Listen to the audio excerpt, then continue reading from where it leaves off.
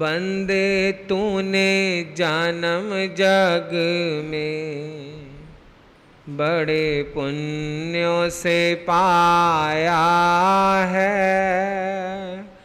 बंदे तूने जन्म जग में बड़े पुण्यों से पाया है। लाभ तो उठा ले इससे हीरा हाथ में आया है। लाभ तो उठा ले इससे हीरा हाथ में आया है। बंदे तूने जन्म जग में बड़े पुण्यों से पाया है। मानव जीवन दुर्लभ है, कहती जिन वाणी है। मानव जीवन दुर्लभ है, कहती जिन वाणी है।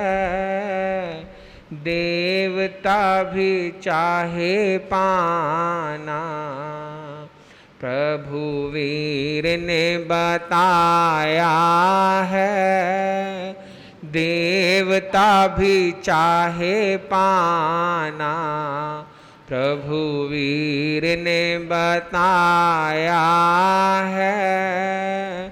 बंदे तूने जन्म जग में बड़े पुण्यों से पाया है। लाभ तो उठा ले इससे हीरा हाथ में आया है। समय अनमोल बड़ा, विषयों में क्यों खो रहा। समय अनमोल बड़ा, विषयों में क्यों खो रहा। मत परमाद करो, प्रभु गौतम को समझाया है। मत परमाद करो, प्रभु गौतम को समझाया है। बंदे तूने जन्म जग में बड़े पुण्यों से पाया है। लाभ तू उठा ले इससे हीरा हाथ में आया। लाख 84 योनि में कब तक भटकोगे। लाख 84 योनि में कब तक भटकोगे। धर्म का ले लो शरणा, स्वर्ण अवसर ये आया है। धर्म का ले लो शरणा, स्वर्ण अवसर ये आया है। बंदे तूने जन्म जग में बड़े पुण्यों से पाया है। लाभ तो उठा ले इससे हीरा हाथ में आया है। बंदे तूने जन्म जग में बड़े पुण्यों से पाया है। लाभ तो उठा ले इससे, हीरा हाथ में आया है। बोलिए राष्ट्र संत वरिष्ठ उपाध्याय वाचनाचार्य पूज्य गुरुदेव श्री मनोहर मुनि जी महाराज की जय।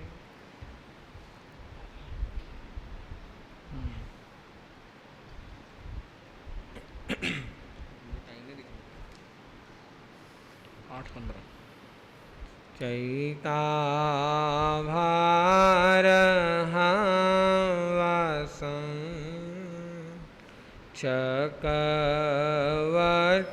महिलियो संति संति कार लोए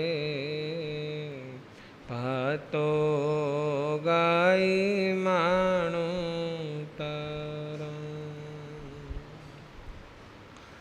परम श्रद्धेय परम पूजनीय राष्ट्र संत वरिष्ठ उपाध्याय वाचनाचार्य पूज्य गुरुदेव भगवान एवं पाठ पर विराजमान उत्तर भारत गौरव उप प्रवर्तक पूज्य गुरुदेव के चरणों में कोटि कोटि वंदन।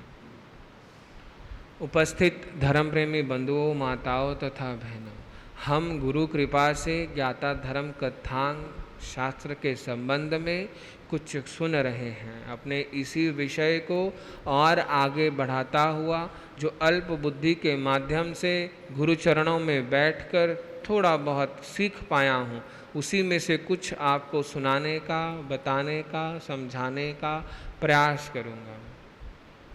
हम मेघ कुमार का जीवन प्रसंग सुन रहे हैं और कल आपने सुना कि मेघ कुमार का राज्याभिषेक बड़े धूमधाम से रानी धारणी की जो इच्छा थी उसको पूरा करते हुए मेघ कुमार ने एक दिन के लिए राज सिंहासन पर बैठना स्वीकार किया। अनेकों प्रलोभनों के बाद भी रानी धारणी के अनेकों स्वार्थ देने के बाद, रिझाने के बाद, परंतु मेघ कुमार अपने मार्ग पर अटल है, अडिग है, क्योंकि उसे पता है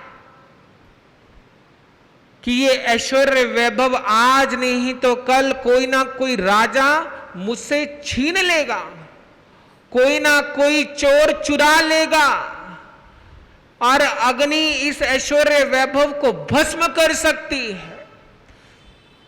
तो जिसको चोर चुरा सकता है, जिसको अग्नि जला सकती है, कोई राजा छीन सकता है, तो ऐसे ऐश्वर्य वैभव के साथ मैं क्यों बंधूं? मैं क्यों उसकी आसक्ति करूं? मैं क्यों उसका लगाव करूं? मैं क्यों माता के प्रलोभनों में आऊं? मैं क्यों इन सब चीजों के अंदर स्वार्थ ढूंढूं? ये सब नश्वर है, नाशवान है, खत्म होने वाली है, इस लोक की है। यहां एक और महत्वपूर्ण चिंतन आता है कि हम लोग कहते हैं कि संयम मार्ग में बड़े कष्ट हैं, बड़े दुख हैं, बड़े कंटका किरण मार्ग है, परंतु संसार का मार्ग कौन सा सुखी है? क्या उसमें कष्ट नहीं है? संसार के मार्ग में पीड़ा नहीं है? क्या संसार में दुख नहीं है? संसार में क्या शांति है? आप लोगों के जीवन में क्या शांति है? क्या आप लोगों के जीवन में आज तक कोई कष्ट आया ही नहीं, कोई दुख आया ही नहीं, कोई वियोग आया ही नहीं, कोई पीड़ा आई ही नहीं? कभी आपने दुखों को भोगा नहीं, कोई मोह का बंधन बंधा नहीं? ऐसा कभी नहीं हुआ, ना हो रहा है और ना कभी ऐसा होगा, क्योंकि संसार में सुख है ही नहीं, शांति है ही नहीं, आनंद है ही नहीं। यदि वो सुख है तो वो क्षणिक है, पदार्थ का सुख है, संबंध का सुख है। जब तक वो पदार्थ है, जब तक वो संबंध है, तब तक सुख है। उस सुख के पीछे दुख है। इस दुख को मेघ कुमार ने समझा, क्योंकि संसार में पग पग पर फिसलन है, संसार में पग पग पर गिरावट है, और ऐसी फिसलन है, वो ऐसी फिसलन के अंदर हम चले जाते हैं जो दलदल में की ओर ले जाता है, और धीरे धीरे दलदल में जाते हम धसने लग जाते हैं, उसमें फंसने लग जाते हैं। चाहे वो मोह का फिसलन हो, चाहे वो काम भोग का फिसलन हो, चाहे वो कोई पदार्थ का संबंध का फिसलन हो, संसार में ऐसी अनेकों प्रकार की फिसलने हैं। उन फिसलनों में हम ना फिसलें, इसलिए मर्यादाओं की बाढ़ बंधी जाती है, इसीलिए बंधनों में व्यक्ति को बांधा जाता है, इसीलिए उसके लिए नियम मर्यादाएं पक्षखान मर्यादाएं बनाई जाती हैं, ताकि उन नियमों में, उन बंधनों में, उन मर्यादाओं में बंध कर संसारी जीव अपने जीवन को सुखमय शांतिमय ढंग से व्यतीत कर सकते। और ऐसा कोई समय नहीं है जब कर्म नहीं हो रहा है। यदि कोई आपसे पूछता है कि धर्म करना कब करना चाहिए, तो जब कर्म करना चाहिए तब धर्म करना चाहिए। जब तक संसार में हम कर्म कर रहे हैं तब तक साथ में हमें धर्म करना चाहिए। दोनों को साथ साथ लेकर पैरेलली यदि हम चलेंगे तो हम कर्म बंधन से भी बच सकते हैं, और हम धर्म का उपार्जन भी कर सकते हैं। मेघ कुमार ने अपनी माता की इच्छा को तो पूरा कर दिया, उसे अनेकों आशीर्वाद मिले, उसके लिए शुभ भावनाएं शुभ कामनाएं की गई कि अब आप राजा बन गए हैं, कि अब आप राज्य के भार को संभालें, अच्छे से राज्य को चलाएं। परंतु मेघ कुमार में मन में कोई राज्य की चलाने की कोई इच्छा नहीं है, राज सिंहासन को पाने की कोई इच्छा नहीं है। सनातन जगत में कहा जाता है कि व्यक्ति को विशेषकर 3 कामना ही करनी चाहिए। पहली है सत्संग, दूसरी है प्रभु भक्ति, प्रभु की शरण में जाना, उनकी शरण में बैठकर भक्ति करना, और तीसरा है गंगा स्नान। इस सनातन जगत के विद्वानों ने, आचार्यों ने ये बात कही है कि पहला सत्संग, दूसरा प्रभु के चरणों में बैठकर भक्ति करना, और तीसरा गंगा स्नान। ये 3 कामनाएं हैं। परंतु अब वो राज सिंहासन पर बैठ गया, उसे बड़े बड़े लोग आशीर्वाद दे रहे हैं कि कल आपने सुना कि राजा श्रेणिक ने स्वयं आशीर्वाद दिया, क्या कि जिसे तुमने अब तक नहीं जीता उसे तुम जीतो, और जिसे तुमने जीत लिया है उसकी रक्षा करो। और यही आशीर्वाद अनेकों ने दिया। जब व्यक्ति के ऊपर कोई पदभार आ जाता है, या घर का कोई बड़ा व्यक्ति है, उसके ऊपर बड़ी जिम्मेवारी आ जाती है, और यदि वही बड़ा व्यक्ति अपने पथ से भ्रष्ट हो जाए, पथ से गिर जाए, या वो सही से समाज का, परिवार का पालन नहीं कर पाता, उसे नहीं चला पाता, तो उससे किसी दूसरे को कोई प्रेरणा भी नहीं मिलती है, कोई कुछ सीख नहीं पाता है, क्योंकि बड़े को अपना मस्तिष्क बड़ा रखना पड़ता है, और यदि हम मस्तिष्क बड़ा रख भी लिया, उससे यदि और आगे चले तो उसको अपना हृदय भी बहुत विशाल करना पड़ता है, बहुत कुछ सुनना पड़ता है, बहुत कुछ सहना पड़ता है, देखकर आंखें बंद करनी पड़ती हैं, सुनकर कान भी बंद करने पड़ते हैं। यदि वो ऐसा नहीं करता तो वो कष्टों में उलझ जाएगा, वो अपने कर्तव्य का सही से पालन नहीं कर पाएगा। यदि कोई समझदार है, सूझवान है, प्रबुद्ध है, पवित्र है, विशुद्ध है, वही अपने हृदय को बड़ा कर सकता है, क्योंकि हृदय में अनेक प्रकार के विकार पलते हैं, हृदय में राग द्वेष भी है। वो हृदय तभी सच्चा माना जाएगा यदि उसके अंदर पवित्रता है, शुद्धता है, विशुद्धता है, और पवित्रता के साथ साथ प्रबुद्धता है। तभी वो अपने कर्तव्यों का सही प्रकार से पालन निर्वाह कर सकता है, तभी वो स्वयं सुखी और दूसरों को सुखी कर सकता है। परंतु मेघ कुमार केवल अपनी माता की इच्छा को पूरा करने के लिए एक दिन का राजा बनता है, राज सिंहासन पर बैठता है, परंतु अब वो अपनी इच्छा की पूरी करने के लिए अपने मां से प्रार्थना करता है कि मां, मैंने अब तुम्हारी इच्छा पूरी कर दी है, अब आप मेरी इच्छा भी पूरी करें, मुझे पात्र दे, मुझे रजोहरण दे, मुझे मुख वस्त्रिका दे, मेरे लिए एक नाई का इंतजाम करें जो मेरे बालों को उतार कर शिरोमुंड कर त्याग के पथ पर पहला कदम बढ़ाने के में सहयोग दे। सबसे पहला काम है सिर के बालों को उतारना। जब कोई वैरागन दीक्षा लेता है, केवल एक शिखा, एक चोटी, थोड़े से बालों की रख दी जाती है, बाकी सारे बाल नाई के द्वारा उतार दिए जाते हैं। परंतु जब तीर्थंकर स्वयं दीक्षित होते हैं, वो क्या करते हैं? वो पंचमुष्टि लोच करते हैं। परंतु मेघ कुमार ने मां से कहा कि मेरे लिए आप नाई का इंतजाम करें, मेरे लिए आप रजोहरण पात्र का इंतजाम करें। पात्र सभी ने लिए, राजा गोपीचंद हुए हैं, उन्होंने भी पात्र लिए, राजा भर्तृहरि हुए हैं, उन्होंने भी पात्र लिए, राजा अनेकों राजा हुए हैं। यहां तो भगवान बुद्ध का भी वर्णन आता है, उन्होंने भी पात्र लिए। परंतु हमारे भगवान महावीर के पात्र केवल कर थे, उनके हाथ ही उनके पात्र थे।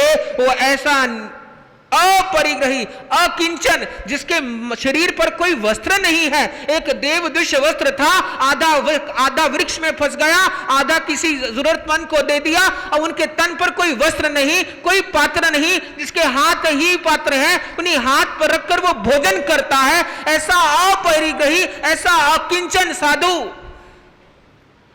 जिसका शिष्य बनने जाएगा कौन? मेघ कुमार। यहां वर्णन आता है कि राजा श्रेणिक ने 2 लाख रुपए खर्च कर मेघ कुमार के लिए ओघा और पात्र मंगवाए हैं। शास्त्रों में बड़ा विशाल वर्णन है राज्य के वैभवों का, कि कैसे वो राज्य के वैभवों को छोड़कर,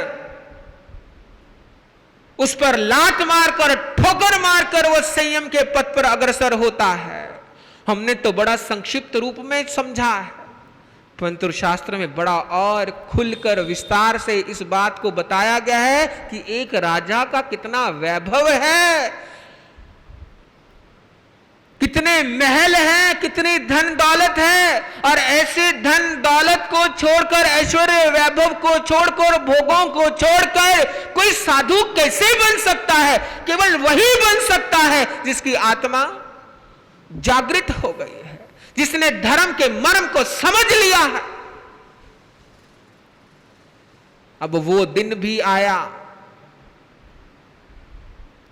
जब मेघ कुमार की दीक्षा होनी। अब पुनः सोने चांदी के पात्र मंगवाए गए, जिसके अंदर सुंदर पदार्थ द्रव्य डाले गए, जिसे उसका स्नान करवाया गया, उसे शिरोमुंड किया गया, और बड़े बहुमूल्य वस्त्रों के साथ उसके शरीर को पहुंचा गया, और उससे भी अधिक मूल्यवान वस्त्र उस पर पहनाए गए, और सुंदर सुंदर हीरे जवाहरातों से जड़ित जवाहरात उसके शरीर पर अंकित किए गए, उसे सुसज्जित किया गया। परंतु ये सब उसके लिए कोई महत्व नहीं रखता था। योग युक्तो विशुद्ध आत्मा, जो योगों से युक्त है, जिसने अपने मन को जीत लिया है, विजितात्मा जितेंद्रिय, कि जिसने अपनी इंद्रियों को जीत लिया है, योगों से युक्त होकर मन पर नियंत्रण पाकर जिसने अपनी इंद्रियों को जीत लिया है, सर्वभूतात्म भूतात्मा, कि संसार के सभी प्राणियों में अपनी आत्मा के समान वो समझता है, अपनी आत्मा के समान ही देखता है, अपनी आत्मा के समान उसे दृष्टिपात होता है। और ऐसा अकिंचन साधु, ऐसा योगों से युक्त, ऐसा जितेंद्रिय, ऐसा मनोविजेता, और जो सब प्राणियों को अपनी आत्मा के समान समझता है, वही इस संसार सागर से पार हो सकता है। विद्या ही इस आंखों का रोशनी है, प्रकाश है। और सत्य से बड़ा कोई तप नहीं है, राग से बड़ा कोई दुख नहीं है, और त्याग से बड़ा कोई सुख नहीं है। विद्या से बड़ा कोई ज्ञान नहीं है, सत्य से बड़ा कोई तप नहीं है, राग से बड़ा कोई दुख नहीं है, और त्याग से बड़ा कोई सुख नहीं है। ऐसी उद्बुद्ध आत्मा, ज्ञानवान आत्मा मुक्ति के पथ पर बढ़ रही है। और हम थोड़ा सा पाठ जाप करके इस संसार के ऐश्वर्य वैभव को पाना चाहते हैं, उसके लिए अनेकों काम करते हैं, अनेकों मनौतियां मनाते हैं, अनेकों क्रियाएं करते हैं कि मेरे घर में शांति आ जाए, मेरे घर की दरिद्रता निकल जाए। पूज्य गुरुदेव भगवान फरमाया करते थे कि बंबई में उनका चातुर्मास था। जहां जिस स्थानक भवन के उनका चातुर्मास था, उसके सामने एक घर था। वहां पर एक व्यक्ति रोजाना सुबह उठता, आवश्यक क्रियाओं से निवृत्त होकर स्नान आदि कर वो सबसे पहले तुलसी को जल चढ़ाता। तुलसी को जल चढ़ाने के बाद सूर्य को अर्घ चढ़ाता। सूर्य को अर्घ चढ़ाने के बाद स्तुति करता, आरती करता। आरती करने के बाद वो दोनों बाजुएं फैलाता, एक घर के अंदर बाजू रखता और एक बाजू घर के बाहर रखता। पूज्य गुरुदेव भगवान अनेकों दिन तक ये देखते रहे, परंतु मन में प्रश्न आया कि ऐसी क्रिया क्यों, इसके पीछे क्या प्रयोजन है। हम व्यक्ति से बात किए बिना उसके प्रति अपने मन में एक धारणा बना लेते हैं कि अमुक व्यक्ति ऐसा है, परंतु जब तक हम स्वयं उससे बात नहीं करेंगे, जब तक उसकी चिंतन के बारे में, उसके विचारों के बारे में, उसकी दृष्टि के बारे में, उसके ज्ञान के बारे में, उसके व्यवहार के बारे में हम जानेंगे नहीं, पहचानेंगे नहीं, तब तक हम दूसरे के बारे में क्या जजमेंट कर सकते हैं। हम कैसे कह सकते हैं कि वो व्यक्ति गलत है। कैसे हम दूसरे की बात पर विश्वास कर सकते हैं कि उसने कहा था कि अमुक व्यक्ति वैसा है, वो वैसा ही है। और हम ऐसा ही करते हैं कि एक व्यक्ति के प्रति किसी ने कहा और हमने धारणा बना ली, उसके प्रति हमारे मन में वैसा विचार बन गया, और वैसा विचार बनेगा तो भाव भी वैसा ही बनेगा। और जब आपका भाव वैसा बनेगा तो सामने वाले का भी आपको देखकर वैसा भाव बन जाएगा। आप कहें या ना कहें, परंतु आपकी क्रियाओं से, आपके व्यवहार से, आपके भाव से सामने वाले के व्यक्ति का मन भी परिवर्तित हो जाएगा, चेंज हो जाएगा। वो जो प्रेम था वो जाता रहेगा। इसीलिए किसी व्यक्ति के बारे में जानना हो तो सुनी सुनाई बातों पर विश्वास ना करें, उसके पास जाएं, उसके चिंतन को समझे, उसकी दृष्टि को समझे, उसके विचार को समझे, तब अपनी धारणा बनाएं। और वो क्या क्रिया कर रहा है, अब ये उसके बारे में वो स्वयं व्यक्ति ही बता सकता है। किसी और से पूछेंगे वो कुछ का कुछ बता देगा। 2 की 4, 4 की 8, 8 की 16 होने में देर नहीं लगती है। और यदि किसी व्यक्ति विशेष से हमारी नहीं बनती है, उससे हमारा द्वेष है, फिर तो वो 16 की क्या 1600 होते देर नहीं लगती है। तो पूज्य गुरुदेव भगवान ने उस दिन एक दिन उस व्यक्ति को बुलाया और पूछा कि तुलसी को जल चढ़ाना, सूर्य को अर्घ चढ़ाना, आरती स्तुति करने तक तो समझ आता है, परंतु ये दोनों हाथ फैलाकर एक घर के अंदर एक घर के बाहर का क्या महात्म्य है, ये कुछ समझ में नहीं आया। तो वो कहता है कि गुरुदेव, मैं दोनों हाथ फैलाकर एक हाथ घर के अंदर इसलिए रखता हूं कि मेरे घर की सारी दरिद्रता बाहर चली जाए और बाहर का सारा ऐश्वर्य वैभव मेरे घर आ जाए। क्या हाथ फैलाने मात्र से हो जाएगा?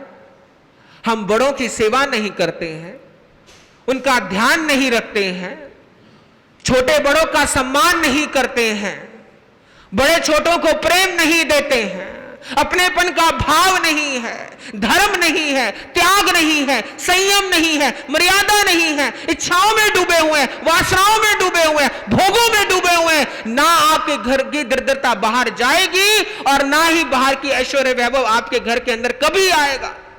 ये तभी आएगा जब आपके हृदय में सरलता है, दया है, करुणा है, प्रेम है, आत्मीयता का भाव है, सेवा का भाव है, आदर का भाव है, सम्मान का भाव है। तो दरिद्रता जाने में और ऐश्वर्य वैभव आने में फिर समय नहीं लगेगा।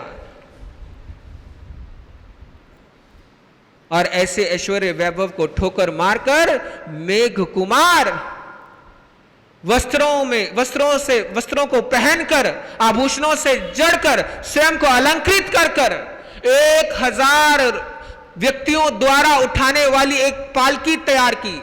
उस पालकी के मध्य में एक सोने का सिंहासन लगाया गया, उसके बगल में 2 आसन लगे, एक पर रानी धारणी बैठी, एक पर धाय माताएं बैठी और उस पर 2 सेविकाएं चढ़ी जिनके हाथ में चवर है, वो चवर डरा रही हैं। एक सेविका और चढ़ी जो पंख जला रही है और उस रथ के आगे अष्टमंगल चल रहे हैं। हमारे धर्म में 8 मंगल का बड़ा महत्व है। वो 8 मंगल कौन से हैं? स्वास्तिक, वर्धमान, श्रीवत्स, दर्पण, कलश, प्रियांक, मीन युगल और भद्रासन। ये 8 मंगल कलश दासियों ने पकड़े हुए हैं, वो आगे चल रहे हैं। परंतु केवल मंगल कलश पकड़ने से मंगल नहीं होगा जब तक आपका भाव मंगल नहीं होता। उस मंगल कलश के साथ आपका भाव मंगल होगा तो हर कार्य निर्विघ्न रूप से संपन्न होगा। ये 8 मंगल कलश इसीलिए पकड़े जाते हैं, इसीलिए आगे रखे जाते हैं कि हर कार्य निर्विघ्न रूप से कोई बाधा ना आए, निर्विघ्न रूप से ये कार्य संपन्न हो जाए। इस भाव से वो उठाए जाते हैं, इस भाव से वो रखे जाते हैं और कदम कदम बढ़कर वो शोभा यात्रा, वो रथ यात्रा भगवान महावीर के समम शरण की ओर बढ़ती है और द्वार पर पहुंचती है और प्रभु के शरण में जाते हैं। और धारणी कहती है कि हे भगवान, मैं अपने जिगर का टुकड़ा, मैं अपना इकलौता पुत्र आपको दे रही हूं, आपको सौंप रही हूं और जिसके धर्माचार्य स्वयं महावीर हो, इससे बड़ा सौभाग्य और कुछ हो नहीं सकता। जो इस धरा धाम पर परमार्थ का उपदेश देने के लिए अवतरित होते हैं, केवल परमार्थ ही उनके जीवन का लक्ष्य है। क्योंकि परमार्थ का अर्थ है जहां स्वार्थ नहीं है, जहां स्वार्थ नहीं है वहां राग द्वेष नहीं है, जहां राग द्वेष नहीं है वहां वीतरागता है कि राग से वीत गया, जो राग था वो निकल गया। वहां एक मेक है, वहां धर्म कर्म एक है, वहां सब समान एक है, राजा रंक एक है, सब मनुष्य एक है। ऐसे धर्माचार्य का वो शिष्य बनने जा रहा है। और आगे रानी धारणी जाते जाते उसे ज्ञान देती है। वो क्या ज्ञान देती है? और पहला दिन मेघ मुनि का कैसे बीतता है, आप आए और हम गुरु कृपा से कुछ सुनने, कुछ समझने का प्रयास करेंगे। ज्यादा ना कहता हुआ किसी भी गलती के लिए गुरु चरणों की साक्षी से क्षमा याचना करता हुआ अपनी वाणी को विराम देता हूँ। ओम शांति।